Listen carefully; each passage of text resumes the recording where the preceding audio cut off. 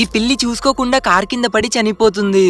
స్వర్గానికి వెళ్ళినాక ఒక్కసారైనా తన యజమానిని కలవాలనుకుంటుంది. అసలు అది కలుస్తుందా లేదా చెప్పే ముందు లైక్ కొట్టండి. స్వర్గానికి లీడర్ అయిన ఈ అమ్మాయి దగ్గరికి ఆ పిల్లి వెళ్లి ఒకసారి నా యజమానిని కలవాలని ఉంది అని అడుగుతుంది. ఫస్ట్ లో ఆ అమ్మాయి క్లియర్ గా నో అని అంటుంది. కానీ ఆ పిల్లి కళ్ళల్లో ప్రేమ చూసి తర్వాత సరే అని ఒప్పుకుంటుంది. ఒప్పుకోగానే ఆ పిల్లి నైట్ అంతా యజమాని ఇంట్లో పడుకుంటుంది. కానీ పొద్దున లేచేసరికి ట్విస్ట్, యజమాని ఆ పిల్లిని గుర్తుపట్టకుండా భయంతో కొట్టేస్తుంది. ఎందుకంటే ఆ పిల్లి ఇప్పుడు వేరే జంతువుగా మారిపోయింది. అప్పుడే యజమాని భర్త ఎంట్రీ ఇస్తాడు.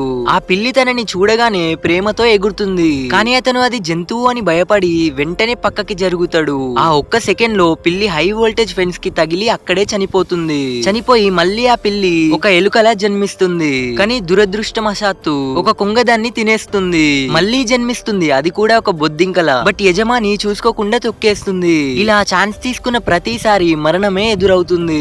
ఆఖరిసారి ఒక గుర్రంలా జన్మిస్తుంది. లక్లీ యజమాని తనని ప్రేమతో పెంచుకుంటుంది. కానీ ఒక రోజు దొంగ ఇంట్లోకి వస్తే ఇంట్లో అంతా అల్లా కల్లోలం చేసి ఆ దొంగని విసిరేస్తుంది. యజమాని ఇంటికి వచ్చాక ఇదంతా గుర్రమే చేసిందనుకొని ఇంట్లోకి గెంటేస్తుంది. మావ మీకు ఏ జంతువు అంటే ఇష్టం? సబ్స్క్రైబ్ చేసి కామెంట్ చేయండి.